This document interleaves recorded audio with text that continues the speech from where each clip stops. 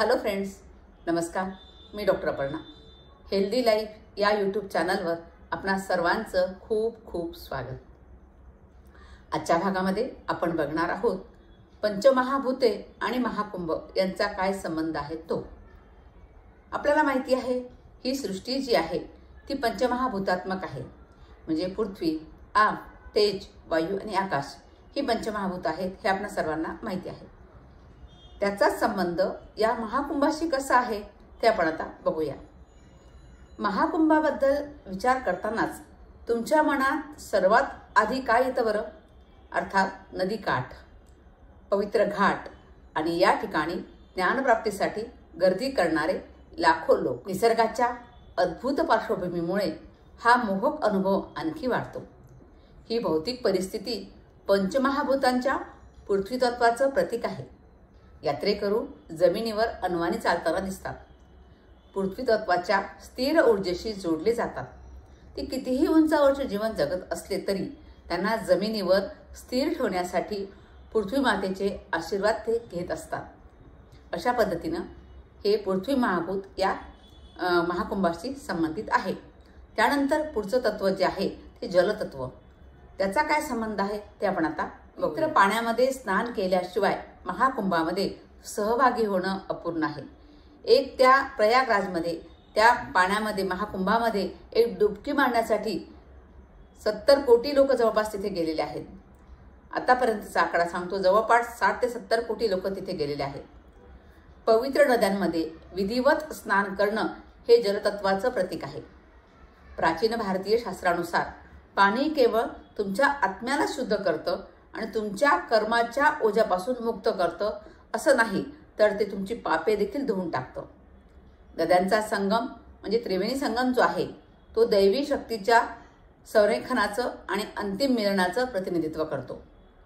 जेव्हा तुम्ही अशा पवित्र ठिकाणी पवित्र स्नान करता तेव्हा तुमचे पाप हळूहळू विस्मृतीत जातात आणि तुम्ही ज्ञानप्राप्तीच्या दिशेने एक पाऊल पुढे टाकत असता. तर पुढचं महाभूत आहे तेज महाभूत म्हणजेच अग्नितत्व.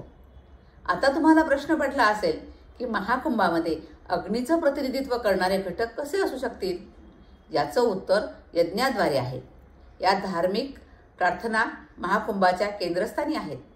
महाकुंभामध्ये आयोजित केलेल्या अनेक यज्ञांचं निरीक्षण करता येतं. या महाकार्यामध्ये हे यज्ञ अग्नितत्वाचं सखोल प्रतिनिधित्व करतात. शांती आणि सुसंवाद साधण्यासाठी भाविक पवित्र अग्नीमध्ये तूप, धान्य आणि प्रार्थना अर्पण करतात. असं मानलं जातं की हे यज्ञ अग्नी तुमच्या सर्व चिंता जाळून टाकतात आणि राखेमध्ये बदलतात. यज्ञासोबत येणाऱ्या मंत्राच्या जपासह दिवे आणि मशालींचा तेजस्वी प्रकाश तुम्हाला दिव्य अस्तित्वाकडे घेऊन जातो. त्यानंतर पुढचं महाभूत आहे वायू महाभूत. यामध्ये कशाचा समावेश होतो? मंत्र आणि प्रार्थना यांचा. महाकुंभात असणं म्हणजे स्वतःला अशा वातावरणामध्ये वेढणं जिथे संपूर्ण परिसरामध्ये दिव्य मंत्र आणि स्तोत्र प्रतिध्वनित होत असतात. आता ध्वनी कसा प्रवास करतो? हवेसारखे माध्यम आवश्यक आहे, कारण हवेतील कण ध्वनी निर्माण करण्यासाठी कंपनांचे हस्तांतरण करत असतात.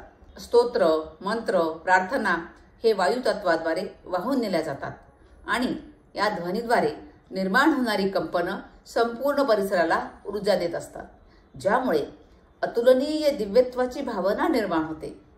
वायुतत्व तुमच्या प्रार्थना ईश्वरी अस्तित्वापर्यंत पोहोचवण्याचं साधन म्हणून मदत करतं, जेणेकरून तुमच्या नम्र प्रार्थना इच्छित ठिकाणी पोहोचतात. त्यानंतर 5वं महाभूत आहे ते म्हणजे आकाश, अंतराळ. महाकुंभ मेळा हा मोकळ्या आकाशाखाली आयोजित केला जातो, जो आकाशाचं प्रतीक आहे, जो अंतराळाचा घटक आहे. विशाल आकाशाखाली लाखो लोकांचा मेळावा विश्वातील प्रत्येकाच्या एकतेचं प्रतीक आहे आणि वंश, धर्म इत्यादी क्षुल्लक संकल्पनांच्या पलीकडे जातो. मोकळ्या आकाशाखाली महाकुंभ मेळ्याचं आयोजन मानवजातीत असलेल्या असीम क्षमतेचं आणि त्या क्षमतेची पूर्तता करण्यासाठी दैवी हस्तक्षेप आणि पाठिंब्याची आवश्यकता आपल्याला दर्शवितो. अशा प्रकारे हा महाकुंभ मेळा आणि ही पंचमहाभूत यांचा संबंध आपल्याला दिसून येतो. बघा, माझा हा व्हिडिओ आपल्याला आवडतो का? आपल्याला हा व्हिडिओ आवडला असेल तर जरूर लाईक करा, शेअर करा, कमेंट करा आणि माझं चॅनल सबस्क्राईब करायला विसरू नका. धन्यवाद.